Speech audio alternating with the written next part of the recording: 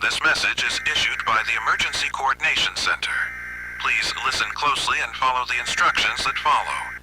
This is not a drill. We are currently dealing with an active containment situation involving an enhanced Triceratops specimen exhibiting unprecedented psychological manipulation capabilities. Now, I've been coordinating emergency responses for 15 years, and I thought I'd seen every kind of crisis you could imagine. Industrial accidents, natural disasters, even that whole mess with the gas leak that made half the town think they were seeing things.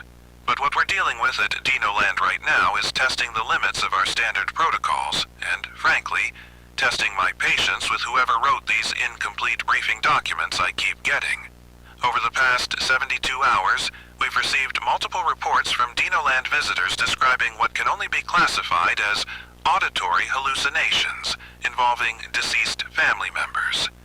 Now, before you start thinking this is some kind of grief counseling situation gone wrong, let me be clear. These aren't random emotional episodes. These reports are following a very specific pattern, and they're all connected to sightings of a large, herbivorous dinosaur in the park's Herbivore Haven exhibit area. The creature in question appears to be a Triceratops, approximately 26 feet in length, with significant modifications to its head structure.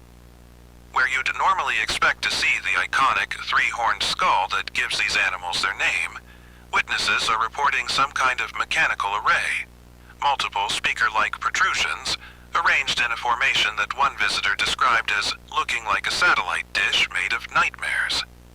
The technical documentation I've been provided calls it a herd communication enhancement system, which sounds like corporate doublespeak for something they don't want to explain properly. What makes this situation particularly concerning is that this creature seems to have developed an ability to access and replicate the voices of people who have significant emotional meaning to potential victims. And when I say replicate, I don't mean some crude approximation. According to witness statements, these vocalizations are perfect, down to speech patterns, favorite phrases, even emotional inflections that family members recognize instantly. Let me walk you through some of the incidents we've documented, and I want you to pay attention to the progression here, because there's definitely a learning curve happening that has my team very concerned. The first major incident occurred Tuesday morning around 10:15 a.m. A family from Riverside, the Hendersons, were visiting the park with their 8-year-old daughter, Emma. Mrs. Henderson had lost her mother to cancer about 6 months ago, something they'd mentioned to park staff when explaining why they were taking this trip as a kind of memorial vacation.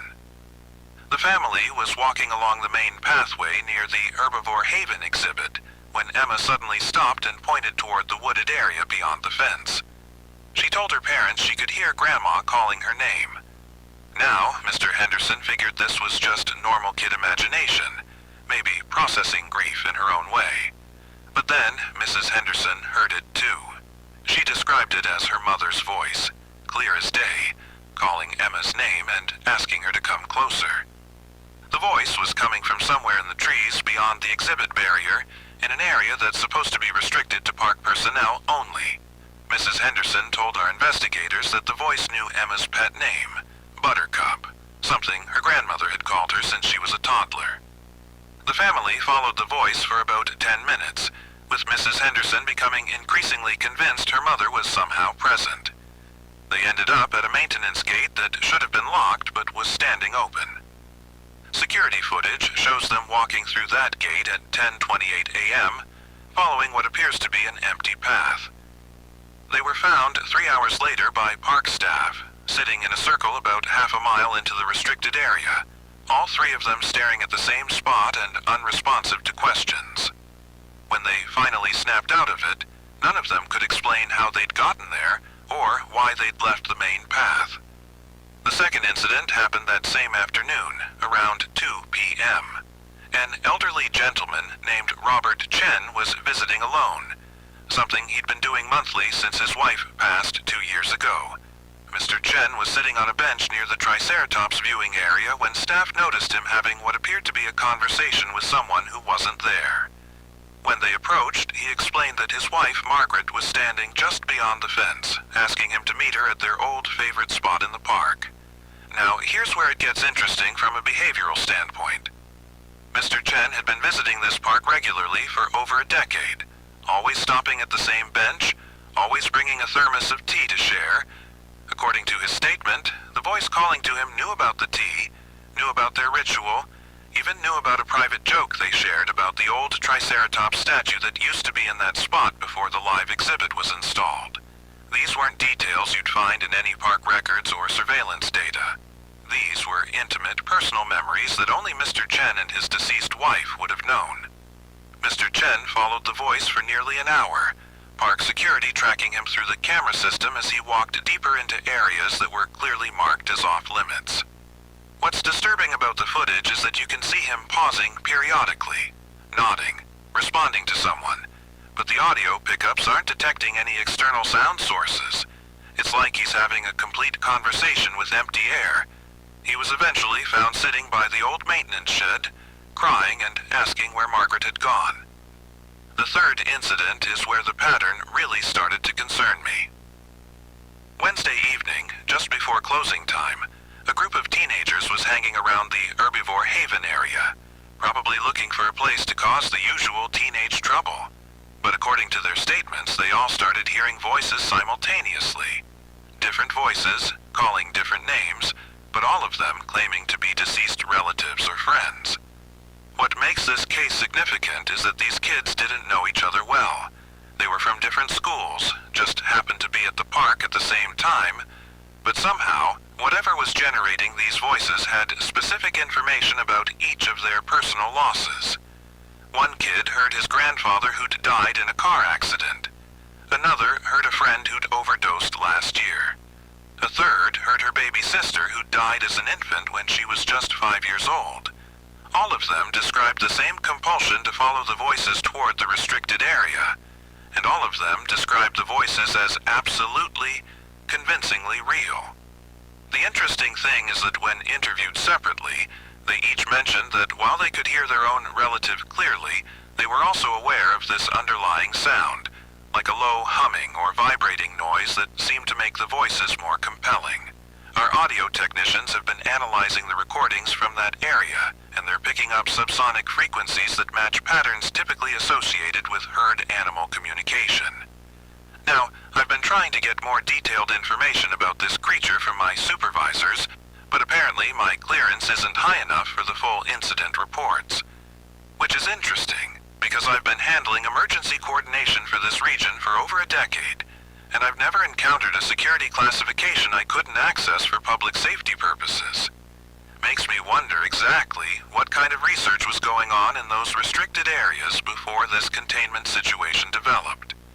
Based on the patterns we're observing, there appear to be 3 distinct stages to encounters with this creature. Stage 1 is initial contact. Victims report hearing a familiar voice calling their name from somewhere beyond the main visitor areas. The voice typically belongs to someone deceased who had significant emotional importance to the victim. During this stage, the victim often experiences what they describe as a mix of hope and confusion, uncertainty about whether what they're hearing is real. Stage 2 is emotional manipulation. The voice begins providing specific details that only the deceased person would know, creating an increasingly convincing illusion of genuine contact. Victims report feeling an overwhelming compulsion to follow the voice, often describing it as the most important thing they've ever been asked to do. During this stage, subjects become unresponsive to attempts by family members or park staff to redirect their attention. Stage 3 is physical compulsion. Victims begin moving toward restricted areas, following the voice despite clear signage and physical barriers. They often display unusual coordination, like they're being guided by someone who knows the area well. Security footage from these incidents shows victims moving purposefully through areas they've never been before, navigating around obstacles and finding paths that aren't obvious to casual observation. If you're planning to visit DinoLand in the coming days, and given the current situation, I'm not sure why you would, but if you do, here are the safety instructions you need to follow. First, if you hear the voice of a deceased family member or friend calling to you from anywhere in the park, do not respond. I know that sounds harsh, and I know your instinct will be to investigate, especially if it's someone you miss deeply. But understand that this is not genuine supernatural contact. This is a predatory creature using your emotions against you. Second, if someone in your group claims they can hear a deceased relative, do not let them follow the voice alone. Physical restraint may be necessary. I'm not kidding about this. We've had cases where family members watched their loved ones walk directly toward danger while seeming completely rational and convinced they were doing the right thing. The emotional manipulation involved here is unlike anything we've encountered before. Third, stay in groups and stick to marked pathways. This creature seems to have more difficulty targeting individuals who are part of larger, more chaotic groups. The psychological profiling it's doing appears to work best on isolated individuals or small family units, where it can focus its attention on specific emotional vulnerabilities. Fourth, if you find yourself in a restricted area without remembering how you got there, immediately contact park security using the emergency stations located throughout the facility. Do not try to find your way back on your own. The restricted areas contain additional hazards beyond just this creature, and we've had several cases of people becoming lost in the maintenance tunnel system. And finally, if you see a large dinosaur with unusual head modifications anywhere in the park, do not make eye contact and do not listen to any vocalizations it might produce. Report the sighting immediately and move away from the area, but do it calmly. Running or sudden movements seem to trigger more aggressive pursuit behavior. Now, what's particularly troubling about this situation is that we're starting to see evidence that this creature is learning from each encounter. The emotional manipulation is becoming more sophisticated, and it seems to be developing the ability to access information that shouldn't be available to it. Some of the details it's using in these vocal mimicries are coming from sources that would require access to personal records, social media profiles, even private conversations that occurred in the park area. Our technical teams have detected unusual electromagnetic activity in the Herbivore Haven area, and there's evidence that park surveillance systems have been compromised. Security Chief Morrison has been working with corporate to implement additional monitoring protocols, but he's mentioned that the new directives from headquarters are surprisingly detailed for a situation that supposedly developed spontaneously. Makes me wonder how long corporate has been aware of the potential for this kind of incident. We've also been getting reports that the creature's vocalizations are being picked up by the park's speaker system, amplifying the calls across much larger areas than should be possible for a single animal. Yesterday evening, we had families throughout the park reporting simultaneous voices, suggesting that this thing has figured out how to use the existing audio infrastructure to expand its range. The technical team is working on isolating the speaker system, but apparently that's more complicated than it should be due to some kind of integrated security setup that corporate installed recently. Dr. Sarah Chen, our behavioral specialist who's been providing consultation on this situation, mentioned that the electromagnetic patterns we're detecting match frequencies typically associated with large herd animal communication systems. But she's also noted that the psychological profiling abilities we're observing are far beyond anything documented in the fossil record. In fact, she told me yesterday that the creature seems to be actively studying human behavior patterns, adapting its approach based on what works most effectively on different personality types. I've been doing this job long enough to recognize when a situation is more complex than the official briefings suggest. The fact that my access to detailed incident reports is being restricted, combined with the unusual readiness of corporate response teams and the sophisticated nature of these creature modifications, indicates that there's background to this situation that emergency coordination wasn't considered necessary to know. Which is a polite way of saying I think we're being kept in the dark about something important. The most recent incident occurred this morning, just after the park opened. A family visiting from out of state reported that their deceased son was calling to them from the restricted research area. Now, this family had never been to DinoLand before, and their son had died in a military accident overseas 6 months ago. There's no way normal park surveillance or public records would have contained the specific details about his service that the creature was able to reference. This suggests either a much more sophisticated information gathering system than we've been told about, or the creature has developed abilities that go well beyond what anyone expected when these containment protocols were designed. Given the escalating nature of these incidents and the increasing sophistication of the creature's manipulation tactics, DinoLand management has agreed to implement temporary visitor restrictions in certain areas of the park. However, these restrictions are being described as routine maintenance rather than emergency safety measures, which strikes me as an unnecessary risk to public awareness. Visitors deserve to know what they're potentially walking into. If you have recently lost a family member or close friend, I strongly recommend postponing any plans to visit DinoLand until this situation is resolved.